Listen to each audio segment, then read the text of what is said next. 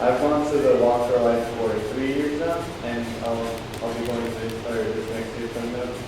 And the thing I like about the Walk for Life a lot is that it helps me grow in the faith because it shows me how much people go out there to support life, and it inspires me to keep going and to fight for life, just like these thousands of people that go out there. And it also shows how the unity of the different faiths of Christianity, like the different, like the Orthodox and all these different Christian things, that they come together because this is something that unites us.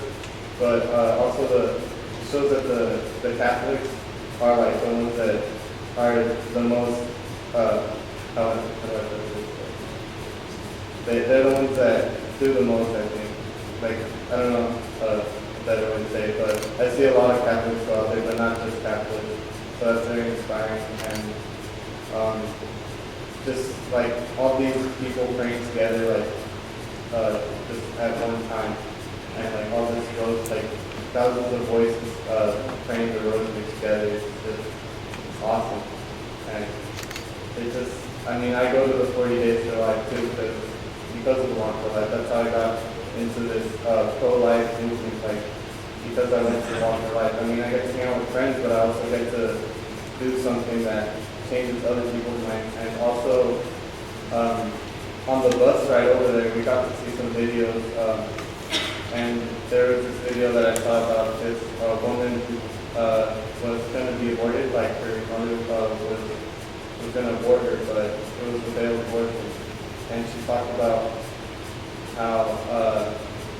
how the arguments that these people that say that they're pro-choice, that what they make, saying that they say makes it right, but she just explained basically how those arguments aren't valid, and how whole life just makes much more sense. It's much more logical. Just if you like really think about it, like that their arguments are just well, they're not valid, like I said. So it just clears things up, and it also gives me an idea of what to say when people come up to me and ask me, and they challenge me about me being pro-life.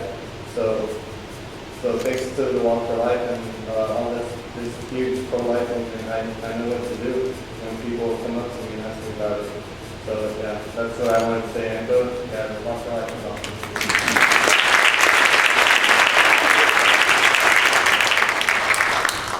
Hi, I'm David. I'm 18. I'm not an older brother, just in case you guys don't. But yeah, like Eric said, the Walk for Life is really important for the youth because it's one of the only times that the youth are actually exposed to more than what they've been taught. Like what the youth have been exposed to more is how they teach in school, the civil rights movement, the progressives, all that kind of stuff, where supposedly the world's been set up for them. And that's completely not true, because like this day and age, there's actually even more problems that the youth will be facing in the future, and your guys' age, than probably your generation has. Because abortion barely started 30 years ago, and I didn't know until I started coming to the Walk for Life. So most of the education we get from about abortion and all that is actually from the Walk for Life. If it wasn't for the Walk for Life, I don't think most kids would even pay much attention to abortion or even be educated about, social issues about today. Because what I noticed about the youth today is that they're not ignorant about abortion or issues such as these. They're actually more against it. They're actually more reasonable. They actually look for godly things.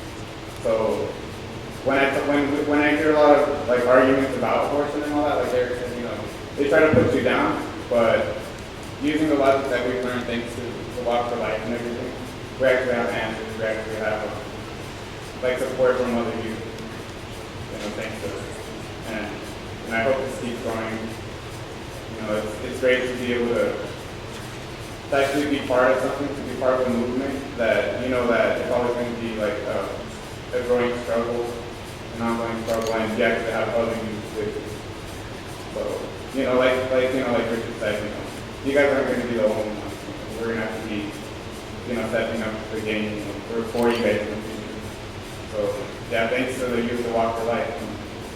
We're actually getting these feelings for, to access our own.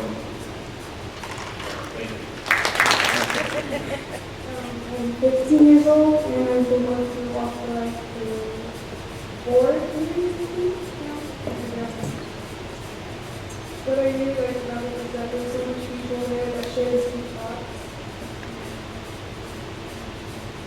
So I think that it's good because we're speaking out for the children that can't speak out for themselves. I think that's why it's important for the Walk for Life, especially. You know how we get those shirts that say "Can I choose life?"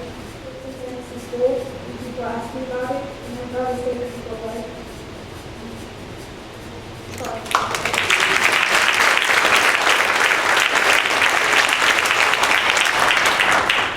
Well, hi, my name is Josué.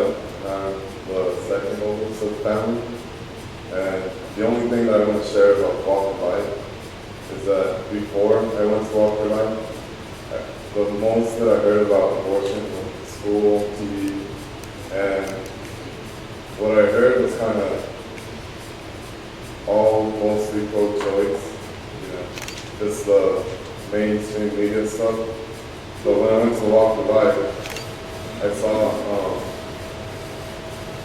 that wasn't necessarily what most people, or not that well, before that, my idea was that most people, or pretty much everybody, was, pro-choice, abortion wasn't the way to go, and stuff like that. But when I went to the Walk for Life, I saw thousands of people, and they weren't just like older people, like, parents, grandpa, came, but it was also, little kids with their teddy bears and stuff, and they were all like, woo, life, all that kind of stuff. So that's what really changed my mind, and I was like, whoa, I was like inspired. I was like, man, I have to do something.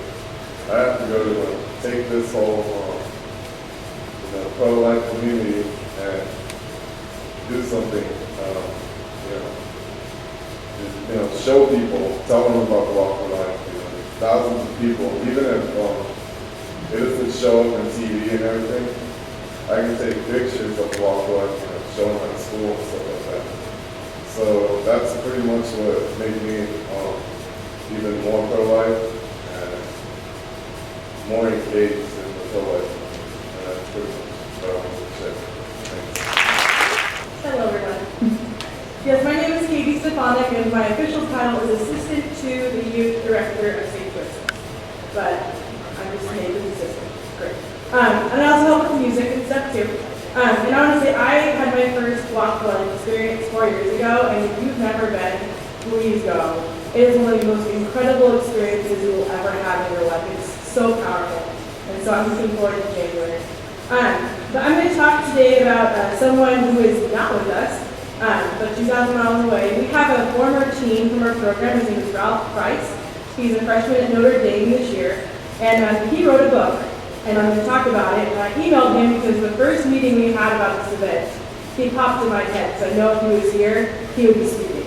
So I emailed him, and he said, yeah, I'll send you a few words, and 2 pages came back. Of course, Mr. Overachiever. So anyway, I'm going to read these letters to you guys. So, greetings to all attendees here today for the Day for Life conference. Despite being nearly 2,000 miles away, I think an introduction would be necessary. My name is Ralph Price, and I'm a freshman at the University of Notre Dame, with intentions to major in finance and eventually go to law school. Just so you can all get an impression of me and my interests before my pitch, here at Notre Dame, I am a member of the Freshman Student Senate, the Mock Trial, and Policy Debate Program, a member of the Political Affairs Committee on Foreign Policy for Notre Dame College Republicans, member of the Right to Life Club, Campus Ministries Fellowship Program and Choir, Students in Free Enterprise Investment Club, and president of Notre Dame's Future Business Leaders of America, Phi Beta Lambda Cause. Like I said, he's a good kid.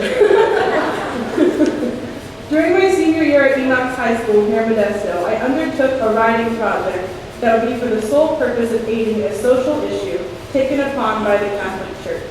That writing project by the summer of 2012 would materialize into a book titled Voice of the Innocent, A Teen Perspective on Abortion, a critique of today's pro-choice slanted culture in which I compiled matters such as teen promiscuity, the legal and political foundation of abortion, sexual education, in addition to refuting what I perceive to be the most common pro-choice arguments and more. Of all topics, why abortion? The answer is a combination of passion and a desire to take on the most controversial social issue. Obviously, I found the passion to write after losing a friend as a result of a heated argument on the issue. Obviously, if you're willing to lose a friend to protect your views, then it's definitely something worth fighting for. An issue that can arouse hatred simply by stating your opinion is an issue that people care most about. Since attending my first Walk for Life in 2007, I knew with all certainty that I supported the value on life on every level, and I will never cede even an inch. A wide plethora of books and compressed written works circulate the Catholic community and the world as a whole. Books that delve deeply into the intellectual abyss of moral thought. That was and is not my purpose. In writing this book, the concepts are kept abstract enough to be understood by the youth, while at the same time the use of language and analysis can appeal to an adult audience. Books upon books in circulation are, in safe generalization, written by adults, middle-aged, most likely married with kids. But how many books are out there that future generations can relate to as written by one who is a part of them? This is why I wrote Voice of the Innocent. For a culture of life to thrive starting today, a generation must begin the cycle of rebirth that will aid society to embrace such a culture. None can truly understand the struggles of our youth unless one is a part of it, unless one understands the emotional, psychological, physical, and sexual turmoil that exists. You will listen. With connections to campus ministry, Right to Life Club, and the former university president living in my hall, I intend to push through with promoting the sanctity of life here on campus, but I also need the assistance of every person in attendance today. All profits made from this book will be donated to pro-life organizations that I have specifically designated. Priests for Life, the American Life League, Live Action, National Right to Life Committee, Americans United for Life, and the Susan B. Anthony list. In time, as the funds grow, so will the list of organizations. In order for all of you to know the result of your support, I will make two propositions. One, I have just exhausted my funds to order a batch of 80 books, all of which must be sold. If all 80 books are sold by Thanksgiving, valued at $640, I will donate every cent of profit to St. Joseph's to donate to a pro-life organization or endeavor of their choosing. Two, to prove my commitment to the success of this cause, I invite all of you to please send in a letter or email if you have any problems, concerns, or just want to converse. I will get back to you in less than a day. And he means that, he will. And your voice will not go unneeded, as my gratitude to you will be made clear. If you want to order the book online, search Voice of the Innocent, A Teen Perspective on the Issue of Abortion on Amazon.com, or for the physical copy,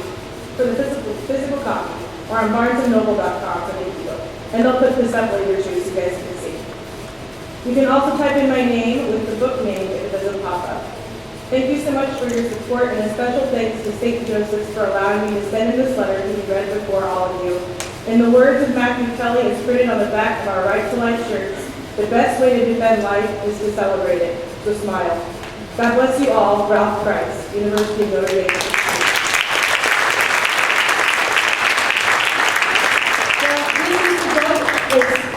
It's a small book, but it is full of truth. He gave me a copy when the first one came out before he left for school. I read it in like a day, and I was just blown away because, number one, hearing you speak about pro-life issues is just such a powerful thing. But hearing someone who's an 18-year-old male who was raised by a single mother is incredible. He is an incredible young man. And so if you guys have a chance to support him, or like you said, a chance to email him and converse, he's great to talk to. So keep him in your prayers, and again, thank you for listening. Thank you.